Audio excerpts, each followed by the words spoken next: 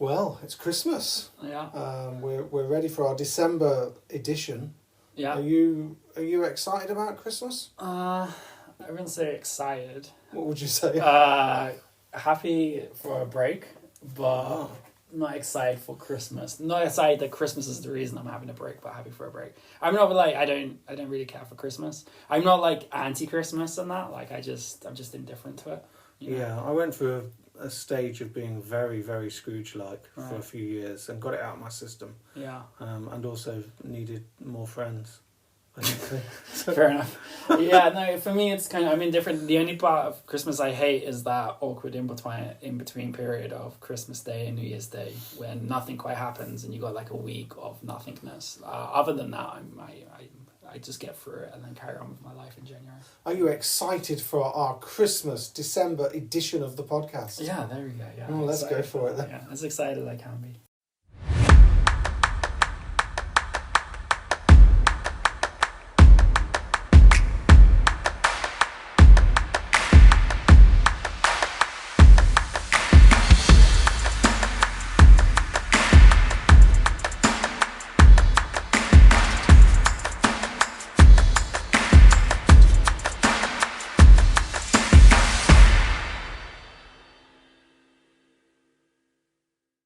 So, welcome to the December edition of Little Bigger Anarchism with me, Shane Little. And me, John Bigger. And this month we talked to Rhiannon Firth about mutual aid and disaster anarchy. Yeah, this is a really good discussion again. And it seems like a lot of the discussion is going to be around COVID-19. Right. But there's a need for mutual aid all the time, isn't there? So, yeah, absolutely. Yeah. It seems quite suitable at the moment with temperatures really dipping in the UK over the last couple of weeks or so. And the cost of living crisis really biting. Yeah. And I think what we're going to do in a moment is talk about all of the strikes that have been going on, which hopefully, I think is really exciting. Yeah, definitely. And they're just starting as well, eh? Yeah, absolutely. But before we get on to that, how can people email us if they've got a query or a comment? So email address is alittlebiggeranarchism@gmail.com, and just shoot us an email and we'll either respond or respond on the next episode. And how about tipping us, seeing as it's Christmas? Yeah. How do people give us a tip? That's on Ko-fi, kofi.com/littlebiggeranarchism. Cool, brilliant. So yeah, strikes only just getting going. It doesn't feel like they're just getting going though, does it? I mean, no. We've had railway strikes now, I think, since the summer, really. Yeah, and then academics, I think, just academics, right, were on strike a couple of weeks ago. University and college lecturers, I think. Right, okay, yeah. Yeah. They're on strike, and then, the nurses have been on strike now, and then the teachers will probably be on strike soon. Maybe even the head teachers might even go on strike. Yeah, so. Royal Mail strikes as well. Oh, yeah, of course, the posties. So it really affects Christmas, that does, doesn't it? And there's some strikes at Heathrow this weekend as well, I believe. I think it's baggage handlers are on strike. I heard rumours of Amazon warehouse staff. Oh, really? Balloting as well. So I think the really significant one, it felt to me this week, was the Royal College of Nursing. Yeah. Going on strike. They've been around, I think, for 107 years, and they've never gone on strike before. This Conservative government has managed to push the Royal College of Nursing into strike action. Yeah. It just feels utterly bizarre to me. It does. My mum was a nurse for 30 odd years, and she was in what is now Unison. And, whenever there was kind of like the hint of industrial action, it was always really, really difficult for nurses to even consider it. Because it's a public service where people regularly talk about being on duty, this idea of duty, and that you don't screw things up for your patients. Yeah. So to get the RCN to go on strike, I think that's one hell of an achievement, Tories. Yeah. Well done. Yeah. And also it's not being able to vilify him as well. It's been really hard for the media, first of all, because the media is used to being incredibly right-wing and criticising strike action. And they still do that with most of the unions, but it's hard to do it with the nurses. Yeah. Well, during COVID, which is quite a handy little segue into our discussion later on mutual aid, during COVID time, people in Britain were encouraged to stand outside their doorsteps during lockdown and clap for NHS workers. Yeah, we're doing that in Canada as well. Right, cool. Pots and pans as well in Canada. Yeah. And so for the media, it's been quite hard. They can't take the normal line. Now, there aren't many newspapers that don't support the Conservative Party. The Daily Mirror is one of them. Right. And so I imagined that they would be different, and they were. They were very supportive of the nurses going on strike. Yeah. But I even noticed that the Daily Express... Yeah, I saw that. Yeah. Was, I'm glad you saw it, because I was wondering when I started speaking about it whether I'd been duped into... Yeah, I did a double take when I saw that as well, Yeah, so they've had to take a different approach, the media, because the nurses are supported, and in fact... As things stand, it seems that the public is actually behind these strikes, which is very unusual. Certainly in our lifetimes, I think. Yeah, and I think even with the train, the train drive, the railway staff going on strike as well, it doesn't seem like the critiques have been quite as biting, quite as taken hold. It seems like just generally people are kind of I think more sympathetic to people kind of asking for better wages and everything. One of the things that might be having an impact on that is the fact that the more people that join, the more unions that join, the more the strikes become about people rather than union bosses. Right, yeah. Because the media just wants to present it as union bosses have decided to cause misery for millions.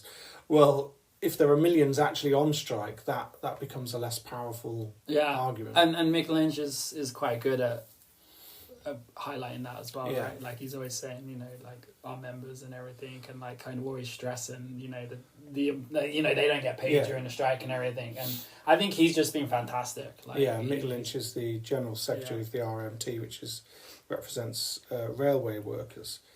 He is just incredibly calm. Did you see the clip of him against Richard Madeley on... Is that when he said he should just interview himself? Yeah, absolutely. He's just really, really calm. Yeah. And Richard Madeley, the presenter, was just trying to do the normal thing of why are you causing misery at Christmas.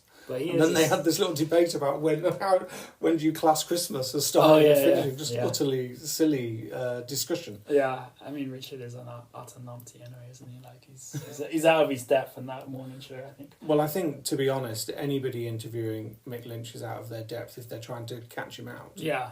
Because he's a really sophisticated operator. And he's very calm. He knows where he stands and he knows what he's doing, and he's got a reason for what he's doing. Yeah, which is just really, really good. Yeah. But it seems, I mean, we could take this discussion in all sorts of directions. But shall we start with 1978 and 79, the Winter of Discontent? Okay, go on. Because I can't really remember it because I was 3. Right. I don't really remember much from 1979 apart from watching Doctor Who for the first time. What kind of response is that? Oh, it's just the way, you found a way to work Doctor Who into another episode. Yeah, but sometimes I've worked in subtly. Yeah. And you haven't noticed. Well, that time I mean, did, it's obvious when I say the name of the damn thing, isn't it? Yeah. Okay. So, the Winter of Discontent. People who were there at the time are saying that this is worse. Right. I mean, like the cost of living and everything. Yeah. I think if you measure it in terms of days lost due to strike action, it's nowhere near as worse. Right. Because not as many people are in trade unions anymore. Right. But when you look at the situation of the recession that we're clearly in and the cost of living crisis, and you look at how people are wanting to join in with the strike action, there's some momentum to it. Yeah. And also it's like just started. So November was like the warmest November we've had in a while. And December's cold. Yeah. And people are going to be turning their heating on. So those bills are going to show up in January. So it's kind of, curious to see how that plays out. In the late 1970s, Labour were in power. And by the time they got to the general election in 1979, they had lost their majority. the Conservatives right now have a majority of about 68. Mm. And so we're in a very, very different situation. Yeah. They should be in a very commanding situation. And yet I'm still getting the sense ever more that Rishi Sunak, first of all, doesn't have the skills to be Prime Minister. Yeah. But also there's no indication that he's developing those skills. Yeah, I kind of like recently kind of see him as a caretaker Prime Minister. And this is kind of a caretaker government. And this is why I kind of like, how are they going to survive this? Because it's like, they don't have a direct mandate, if you will. Rishi Sunak, as you said, doesn't have the skills, and he's not talking about the cost of living crisis. He's trying to change the narrative to immigration, which isn't going to work. I don't think it's going to work, at least. And then you got Jeremy Hunt, who he's not really. He's like probably the most skillful one they have, right? Which is kind of like just speaks to how like deprived they are of talent. So yeah, so for me, it's kind of like it's weird. They're a government, but they're kind of this caretaker kind of zombie government, if you will, which seems who you would think would be incredibly vulnerable, but still I can't like envision like an early general election and them coming to it. Right? No, exactly. Well, it gets increasingly harder for them to have an early general election because technically speaking, they could last another 2 years.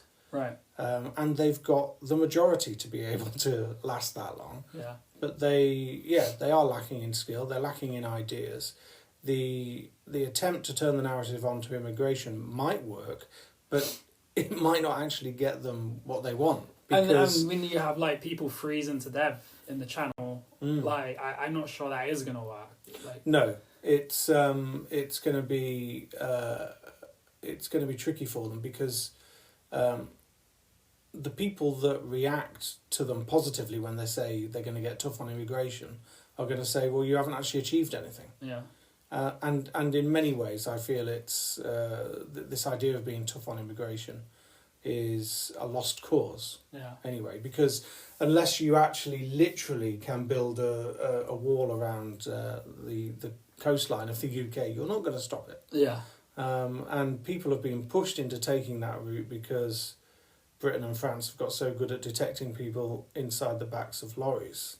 That's what's happened over the last few years. That's why the Channel crossings have got more frequent. But that basically leads you down to the requirement for safe routes for people to get here.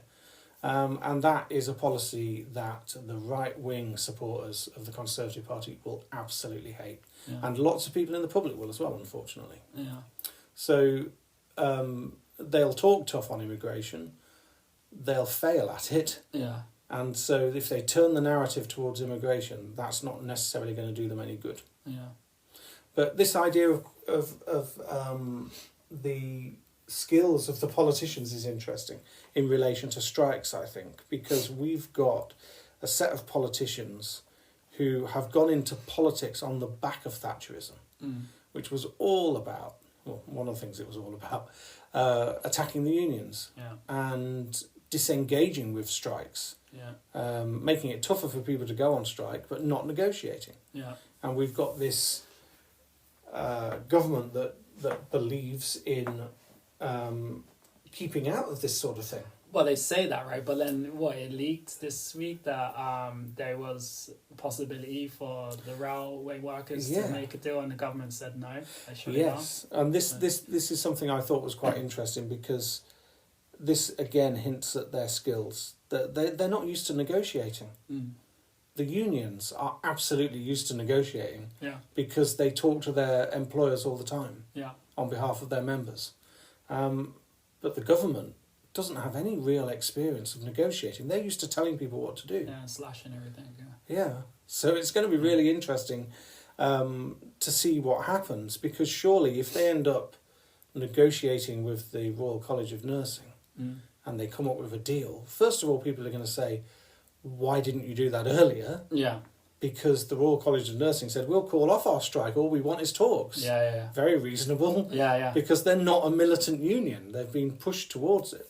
And then, of course, if they give anywhere near a decent pay rise to any one of these unions and the workers, then a house of cards just tumbles. So at the moment, as long as public opinion stays firmly on the side of the strikers, I think this is going to go okay. Yeah, hopefully we'll see. That's the way I feel about it. Yeah, we'll see, especially as like the other strikes start happening as well, in other sectors.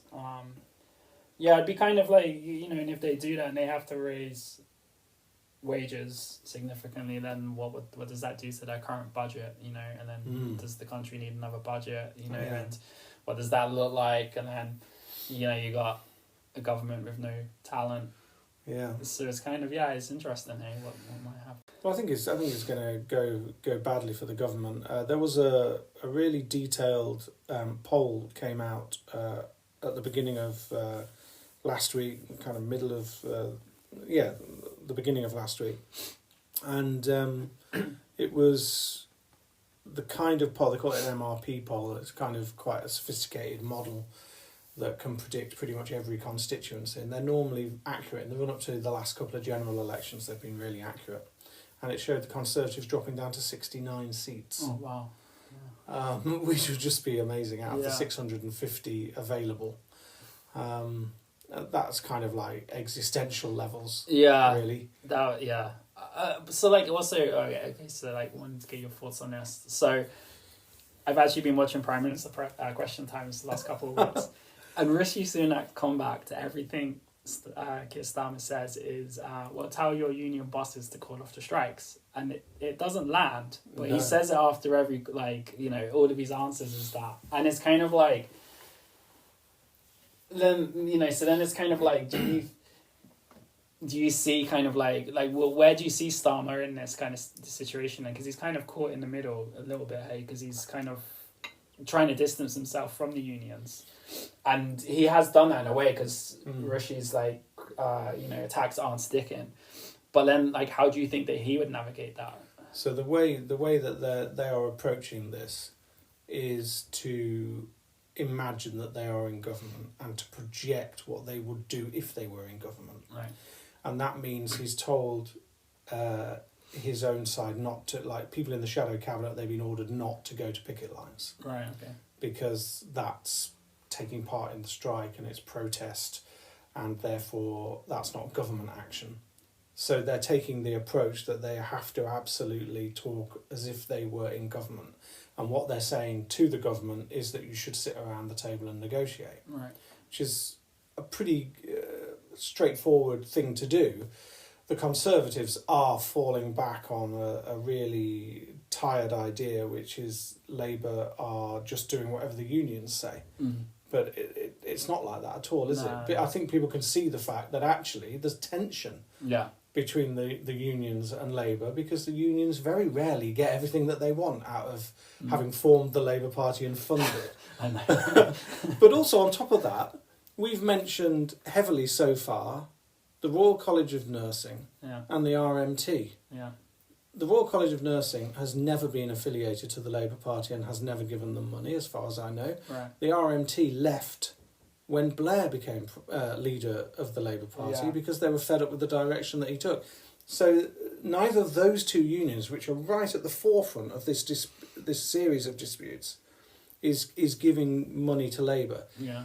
Whether the general public recognise that, I don't think they do. No, is tricky. Yeah. But there was an interesting advert that came out yesterday by the Conservatives, which highlighted the strikes, and then said this is Labour's nightmare before Christmas, as if Labour has somehow caused the cost of living crisis and created all of this. I mean, the history of this, if we go back to the late 1970s, is that the public tend to blame the government for crashing the economy and for the level of strike action. Yeah. If history repeats itself, it'll be the Conservatives that are getting the blame. Yeah, and they need to be careful, don't they? Because they were blaming it on the war in Ukraine and Russia recently and COVID.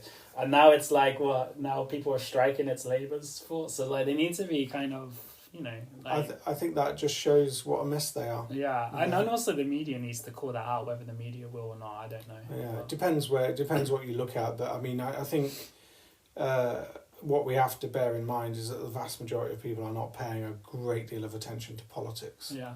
So they might not be seeing those sorts of messages on a day-to-day basis anyway. Yeah. And whether they're paying them any attention is difficult to know. Yeah.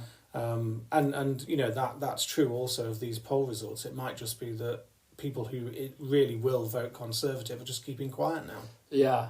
That's a possibility. Yeah, which is very real because one as well. the idea of the Conservatives dropping down to 69 seats is just astonishing. Yeah, yeah. So I can't see it happening. But then again, British politics over the last few years has been astonishing. Yeah. So it's difficult to know.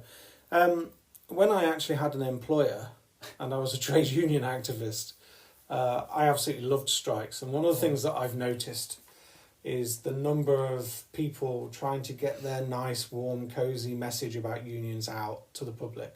So I'm now going to criticise some union voices. Okay. On the basis that they often fall into saying, the last thing anyone wants to do is strike. Yeah. We lose a day's pay, we don't want to be doing this. And I understand why people have to say that.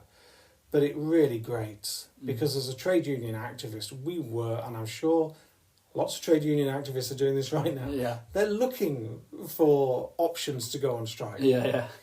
I knew what it was like when we went on strike and we had a successful strike in the Home Office, in the heart of British government. If we'd had a really good strike day, I walk into the office the next day and the management treat me differently. Right. It's just very, very noticeable. I used to be an activist in the London Passport Office, and the management used to boast about how many passports they'd managed to get out to the public.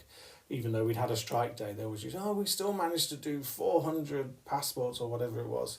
And then there was just a strike one day when I think they managed, it was so successful, our strike, that they had to get senior management from the main Home Office building in to actually do all of this work. Oh, wow. And they managed to complete 4 passports and get them sent out to the public. And they weren't boasting, there was no email going around. And it just meant that because of that strike action, we got better respect in the office, that we got listened to. Yeah. They were scared of us. And that's what strike action can do. It's brilliant. It might be the last option for some people, but it is also the first defence in many ways. Yeah, and you really kind of need that turn of power balance after 4 decades of neoliberalism, and just how powerless workers have been feeling. My generation, millennials, we've never lived in a world where we felt that workers have any kind of substantial power. So it's kind of, if that can shift a little bit, I mean, it'd be kind of fascinating to see where that could go. I mean, that's another thing that is really strong in the academic literature on trade unionism. Right. That trade unions have been in decline in the Western world, particularly for the last few decades. But it's not the first time that the trade union movement has had a decline. For sure, yeah. And that often what you find in the past is that a revival comes from unexpected places. It's possible that something like the nurses going on strike is such a moment. Yeah, and also just kind of, it's not rigorous or anything, but I still have a lot of my old school friends on Facebook and everything. And strikes past, they've been quite critical of strikers, whereas this year, no. I've even seen some of them supporting railway workers. They're all supporting the nurses, obviously. That's changed a little bit, I think, as well. It's kind of... So hopefully in the new year there will be more people joining the dispute. Right. There will be victories for the workers, and maybe there'll be more trade unionists willing to say, well, no, we want to go on strike. We're looking to go on strike. Yeah, go on the offensive, and kind of the government's already had a bloody nose with the disaster budget of trust. Yeah. Which seems like an eternity ago. Yeah. And then, and if they get a few more, I mean, it'll be fascinating to see. you know. Just coming back to Keir Starmer, let's finish on this. Keir Starmer, I don't think it were in a recent PMQs, he compared Rishi Sunak to a blancmange. Okay. And I always encourage my students, my A-level students, to keep up to date with politics news. And one of them wanted to talk about PMQs. I said, well, what did you notice? And they said, well, I noticed that Keir Starmer called Rishi Sunak a blancmange. And I said, did that work? Was that effective as a criticism? And they said, what's a blancmange? And so I think that answers the question about whether it's effective. It might be effective for people of a certain age. Yeah. But I think Keir Starmer needs to do some work on his criticisms, perhaps. Yeah, no, totally, yeah. That's hilarious. Yeah. Right, okay, so shall we play our discussion with Rhiannon on mutual aid and disaster anarchy? Yeah, let's do it. Yeah. Let's do that. Yeah.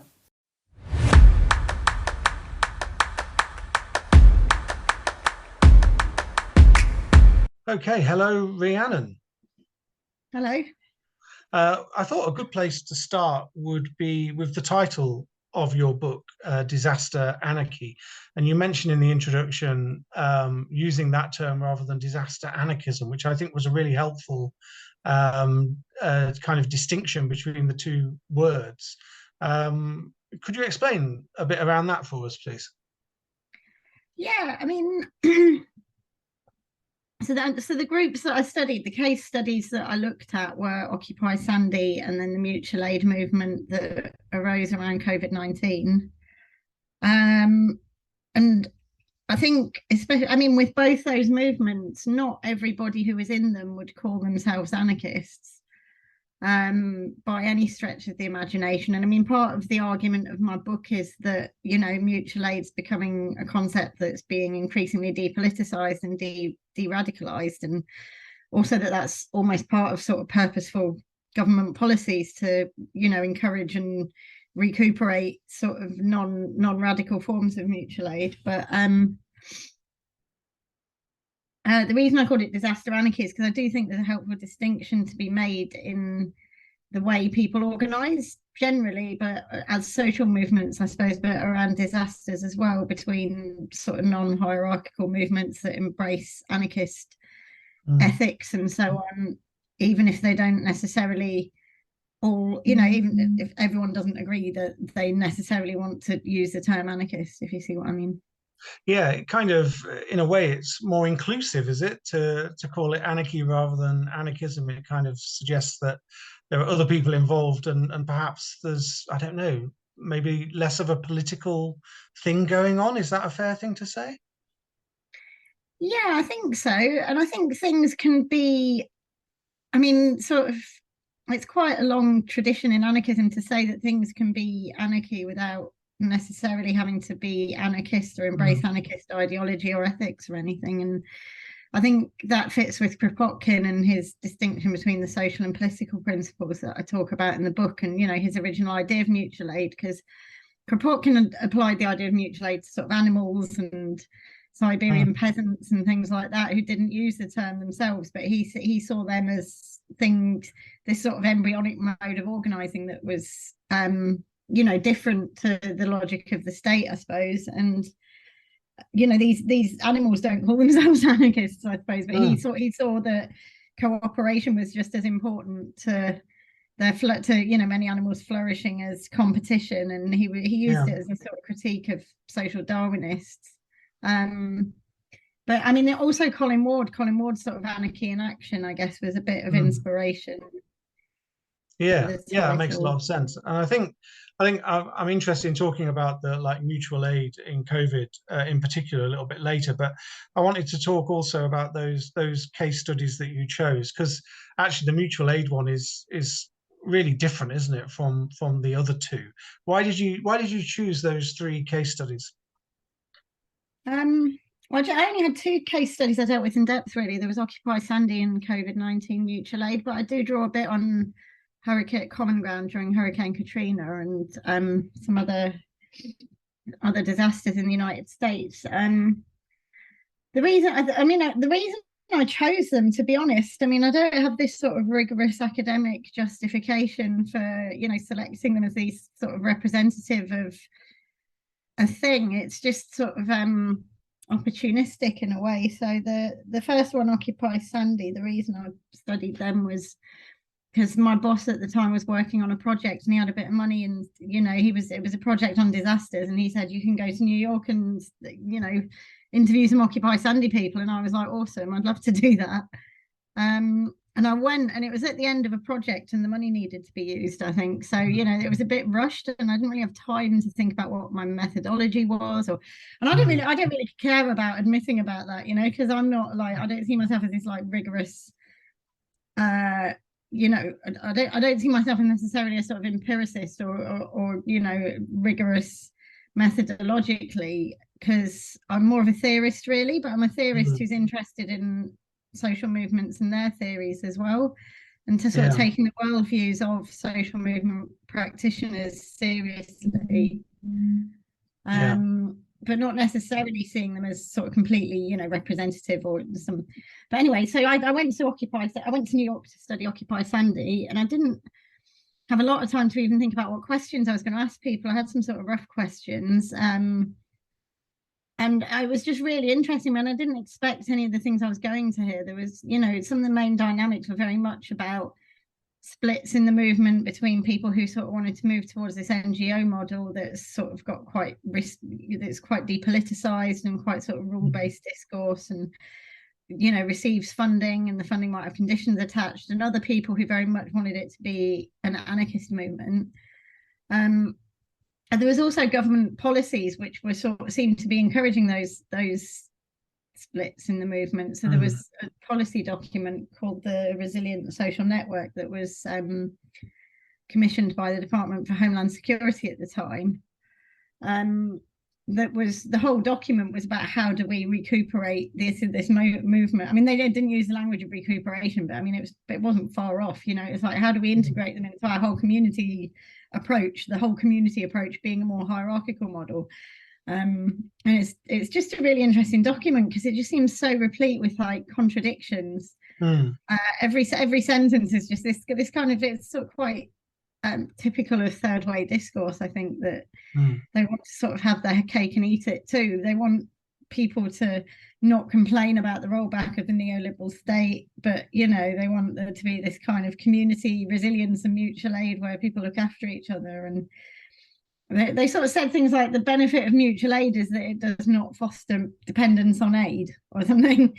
So I mean, they mean sort of state aid, don't they? But the idea that mutual aid doesn't foster dependence on aid, it's kind of just sort of emblematic of the kind of contradictions that are throughout this document. So that's what I became interested in, but I couldn't really find anything that was written on that. There was a lot of stuff on sort of movements like disaster. There was a bit of stuff on disaster utopias and also social movements that help in disasters. So things like Rebecca Solnit's Paradise Built in Hell and Naomi Klein's Disaster Capitalism, that I think are sort of broadly on the same page, but there wasn't anything specifically anarchist or anything that sort of looked especially at the relationship between kind of radical and non-radical strands of how people cope with disasters, I suppose. So it took me ages to read it and write about it. It took me so long to sort of do the literature review and everything like that. And then by the time I thought I was just finishing this book mostly on Occupy Sandy with a couple of other examples thrown in, then COVID started happening all around me. And I hadn't really ever expected to be in a disaster. So I was applying the theories to everything I was seeing around me, and it all fitted. Everything that I would have predicted or expected to happen was happening. I think that's one of the interesting. I think that's one of the interesting things with COVID. We might not think of it in the same way as a natural disaster like an earthquake or a hurricane. But are you saying that we should be looking at it like that, or it's justified to look at it in that way?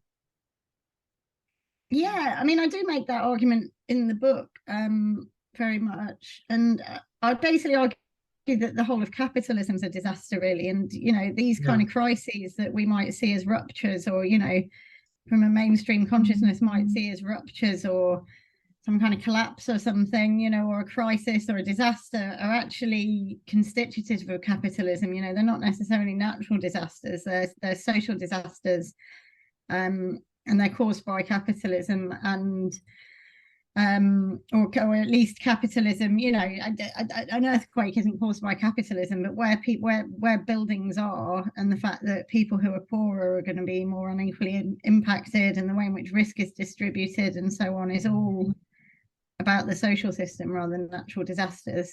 So and the government responses were also very similar in each case as well, of just kind of trying to encourage mutual aid when it, you know, when the disaster was fresh and they needed, you know, some kind of something to mop up, you know, the crisis. But then the advice became a lot more individualized quite soon. It's like we fill the gap while they want us to fill the gap, but all the time looking for ways to intervene and get involved, but also not even the actual government, but also organizations like the Labour Party wanting to get involved in mutual aid groups and things like that. What kind of things did you uncover through your interviews? I mean, I guess what you're referring to with the Labour Party was when in the COVID-19 mutual aid movement in London, a lot of the groups, I spoke to anarchists mostly because that's who I'm interested in, but that wasn't representative of the movement as a whole at all, and I don't claim it is, because the movement that arose around COVID-19 was really depoliticized, and there was sort of a lot of sort of social democrats, liberals, and so on. I think a lot of the movement came from this sort of disillusioned Corbynite movement, who thought that Corbyn would get elected and there'd be some real change, and then, you know, there wasn't. So they still had some energy, and they were a large part of the movement. I don't have anything against Jeremy Corbyn or his the movement that arose around him, to be honest, because I thought, you know, as much as I'm not a Labour supporter, I thought there was some real optimism there for a moment. But I spoke to social movement activists who had problems with these kind of people, because they were they were threatening to do things like call the police on, you know, some racialized young people that were hanging around on street corners because they weren't social distancing. You know, but there was, you know, and not considering perhaps that some people might not have safe homes to go to, or you know, they might be living in overcrowded housing, or, you know, sort of this unconscious bourgeois morality that one might hope anarchists would have less of, but it was sort of turned into a bone of contention within the movements, because anarchists would be like, well, no, we don't want to call the police on anyone, you know, it's not a neighborhood watch group, it's a mutual aid group. And it did seem like some of them were sort of moving towards this quite sort of bourgeois neighborhood watch type vibe, and the anarchists were having to resist that. And certainly I think part of that was this sort of disillusioned, you know, left-wing electoral movement that didn't have the success it wanted, and people sort of joined the mutual aid movement, I think.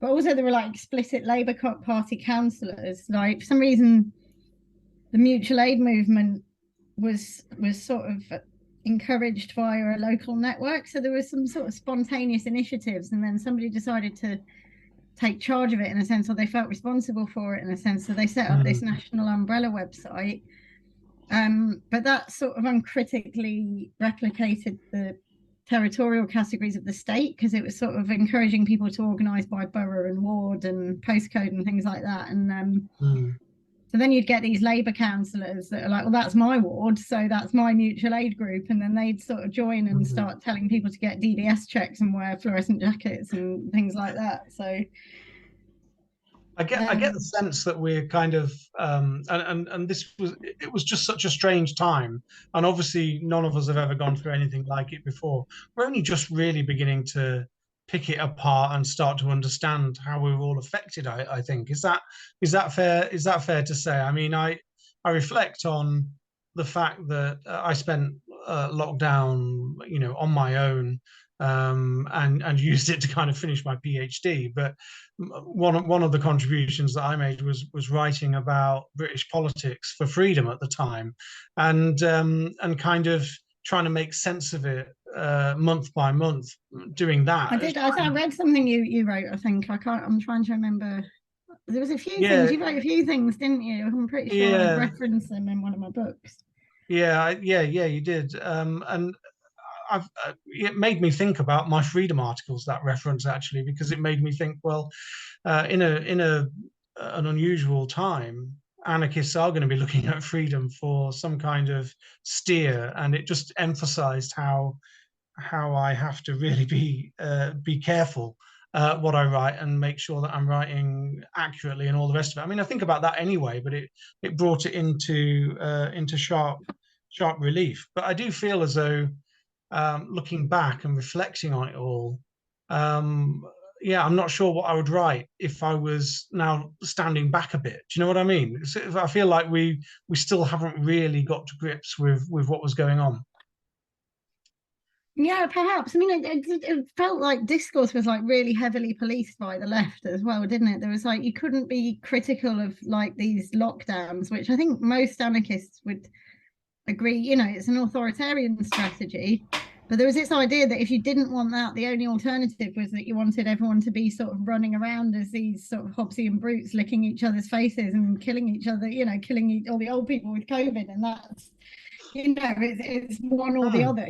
There wasn't any idea that there could be any kind of community-based solution or anything like that. But I suppose that's neoliberalism for you, isn't it? Neoliberal discourse, or capitalism either. But I think one of the things I wrote about was this idea that Boris Johnson was a libertarian, and I get really annoyed about the use of the term for right-wing politicians, and how his libertarianism is just individual self-interest rather than community freedom, and I guess authoritarianism as well. It's like absolutely, so a very odd description for such a prime minister. But there we go. I think, did you want to come in there, Shane? Yeah, just something about the kind of growth of mutual aid in I guess British and North American activism. It's kind of like it kind of struck me when COVID was happening how fast mutual aid became like a term or like a behavior that everyone was kind of like endorsing, on the left. And I was just wondering, like, where do you think that logic kind of came from? Do you think that it's really, like, so much literature and and the influence of anarchism in new social movements in the turn of the century and the anarchistic tendencies in Occupy? Do you think that it's that kind of radical and activist heritage and that logic is now kind of so embedded in kind of social movements that these kind of mutual aid and anarchist principles just kind of people kind of spontaneously organize in those ways? Did you find that, like, with the kind of growth of mutual aid, if that makes sense? I'm not sure. I mean, I think just as the state withdraws, people are going to fill that gap anyway. So that could be, it could be the conditions that are an explanation for, people have to fill the gaps of mutual aid, because otherwise, they're not just going to sit around and watch their families dying or their neighbours dying. I think most people are sort of, like Kropotkin says, naturally want to help, or don't want to watch other creatures suffer or something. But whether I don't know. I'm not whether the extent to which it's sort of explicit anarchist ideology. There's definitely explicit anarchists doing it and involved in it, and they're sort of who I'm most interested in. But I think the distinction has to be made between mutual aid that is just putting a sticking plaster on a collapsing oil economy, and mutual aid that is seeking something beyond or prefiguring something beyond, and against. And also, to me, the sort of distinction lies in things like whether you support deportation evictions, deportation resistances, and like eviction resistances, and basically keeping communities together, because the state will try to dispossess things, and it tries to capitalize on social relations, and that's the kind of mutual aid I'm interested in, is the one that is more radical and understands that there has to be some kind of defense of communities as well as just the sort of shopping and helping actions. And then I guess also, like, how important is it to contextual? What do you think to contextualize mutual aid in a kind of anarchist politics and ethics? Because, like what you said, it can quickly become appropriated, or kind of there's articles coming out that quickly can degenerate into like just charity, if you will, and like reading some literature on mutual aid, there seems to be a reluctance to kind of talk about that anarchist heritage of mutual aid.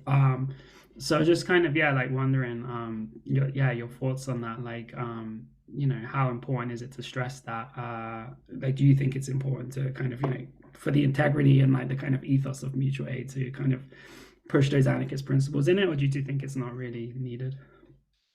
I think it's really, well, I mean, for me, it's really important. And that's why I called the book What I Did. And because it's, I mean, if anarchists don't have mutual aid, what do we have? I suppose we've got, non-hierarchical organizing, or whatever word you want to call it. But, it is the thing that anarchism wants, is a less hierarchical society, more prefigurative groups, more grassroots social movements and things. So if we don't use those terms and use them as anarchist terms, then I don't really know what we're talking about. And then if people want to take those and say no, they're actually hierarchical concepts after all, or they can, it goes back to the whole sort of tyranny of structurelessness, really, doesn't it? I mean, people can argue that anarchism is not possible, but then it's our job to defend against that, I suppose. So I mean, you could just say mutual aid's irredeemable and give up on it, but I think it does have too much of a history in anarchism to do that,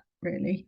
Yeah, I agree. But I mean, it does have other histories as well. I mean, Ollie Mould wrote a really good article with a group of other people about the sort of different geographies and spatialities of mutual aid, and he talks about some of the history and sort of socialist mutualist movements and things like that. So I think there's other sort of left-wing progressive movements that have a mutualist aspect, even if they don't call it mutual aid.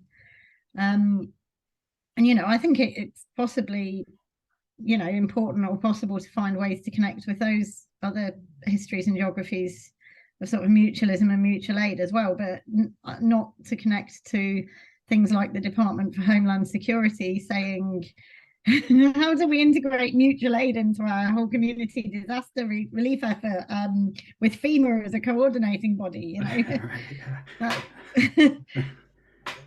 I even during COVID, I saw some conservative councillors on Twitter talking about something that they saw as a good example of conservative mutual aid.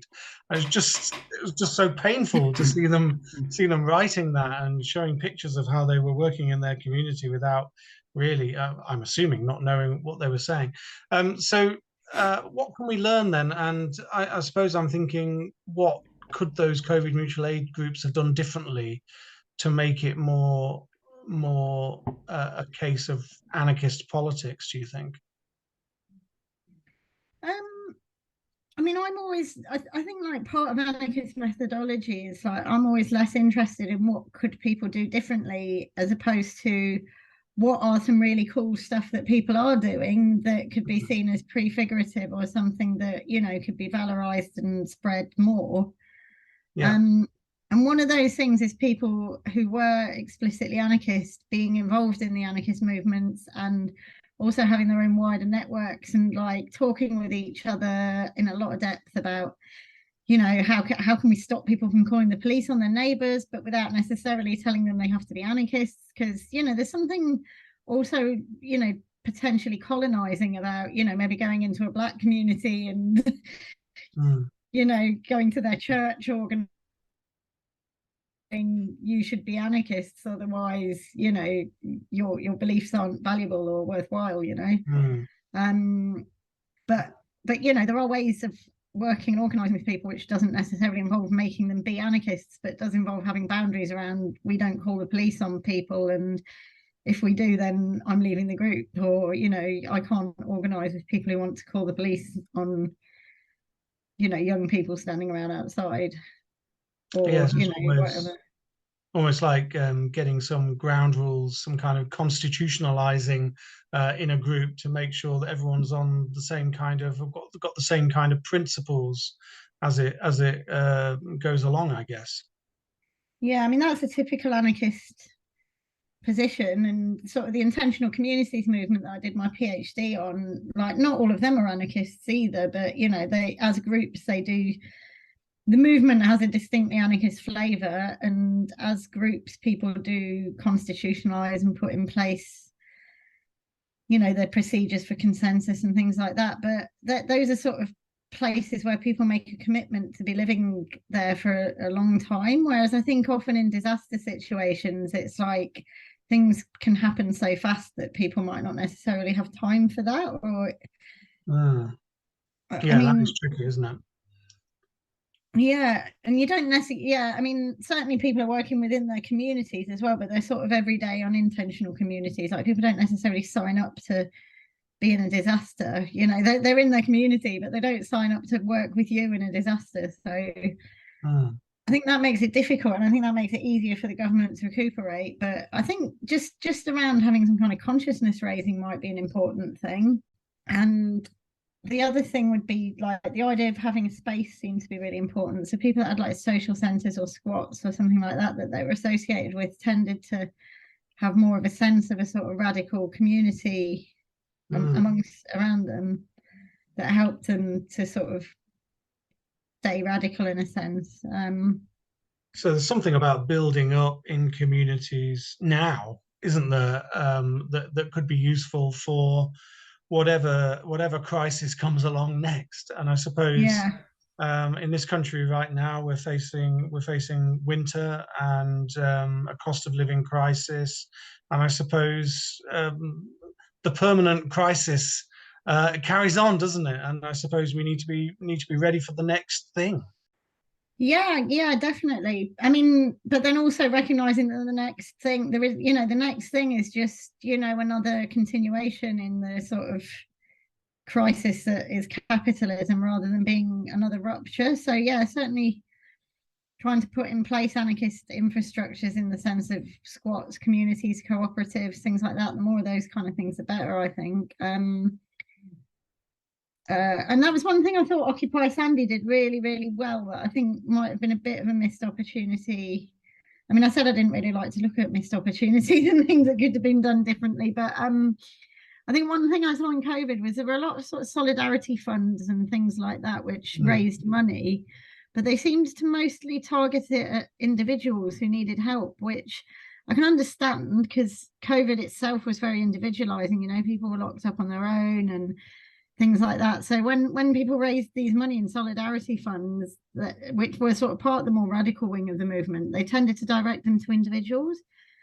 Whereas what Occupy Sandy did when they raised huge amounts of donations, like millions, and they put in place cooperatives and longer term sort of, you know, communal infrastructures, which seems to me like a more sustainable, you know, way of keeping a movement going. Yeah, that sounds really good. Brilliant.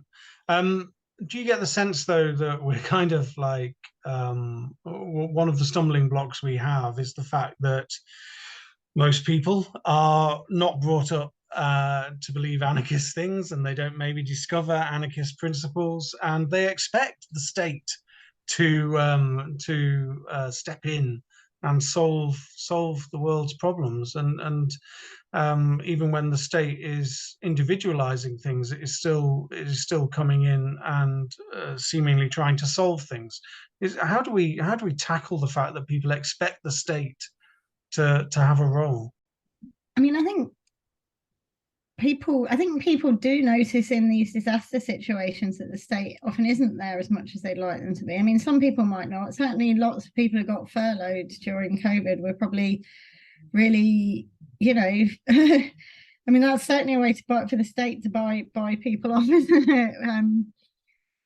Yeah, but I mean, not everyone got that, and the people who didn't get that were the most precarious, you know, people who didn't already have decent contracts, or, you know, might not even have had an address, or, you know, so there is a problem there that people are, you know, it is the already marginalized and the already precarious that are going to be more dispossessed when a disaster strikes.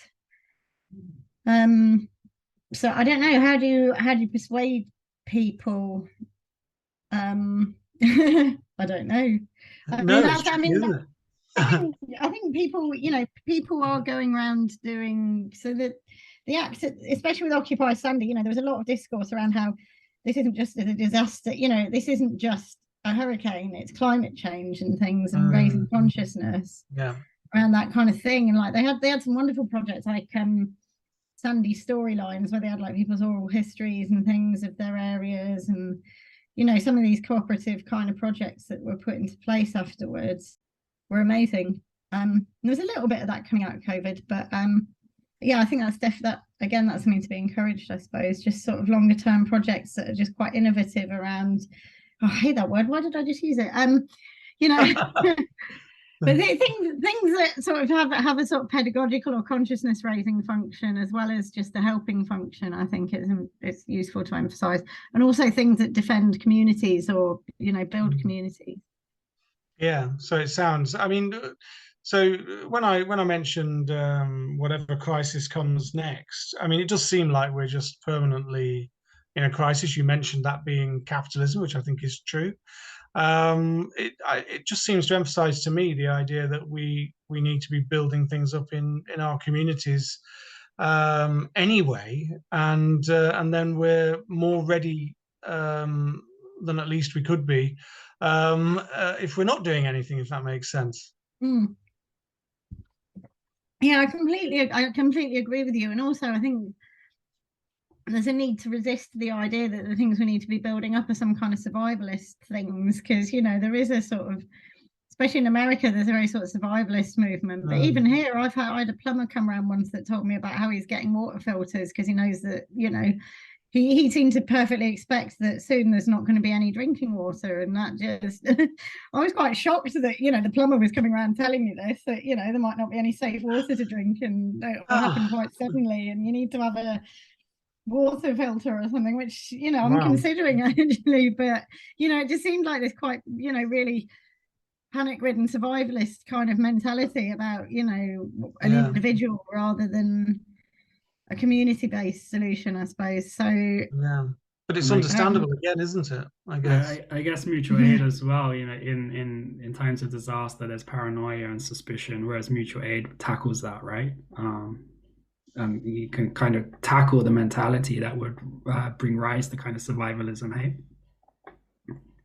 Yeah, you'd hope so. I remember when I was involved in the Occupy movement in Nottingham. I was living in Nottingham at the time, so I wasn't part of the big London-based Occupy or Occupy Wall Street or anything. I was just in Nottingham. But I remember, I think this was the case everywhere, that there were a lot of conspiracy theorists involved in that movement, and there was also that had to be resisted with consciousness raising and things like that as well. So I think social movements do attract people that are quite that way inclined, sort of paranoid, and there's a need to resist that as well. But then Erica Lagalis has written her wonderful book about that. It's like Occult Features of Anarchism. And there's some other good stuff around about that too, but I've lost my train of thought now. Just the idea that I don't know. Sorry, lost my train of thought. No, you answered it. It's all right. We are beginning to run out of time, so this has been. I feel as though once again another of our discussions really kind of scratched the surface a little bit. Maybe we'll get a chance to discuss more aspects of this another time. But it's been really nice of you to spend the time with us and talk about this. I think it's a really interesting topic, and I think it's a really, really good contribution as well to starting to understand what's happened with COVID and understanding other disasters. So thank you very much for joining us, I think. Thanks for having me. Thanks for inviting me. Yeah, no worries. Thank you. Thanks.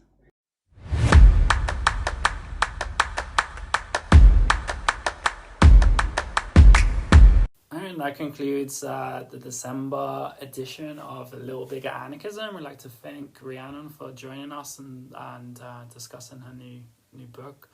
And if you want to get in contact with us, our email is alittlebiggeranarchism@gmail.com.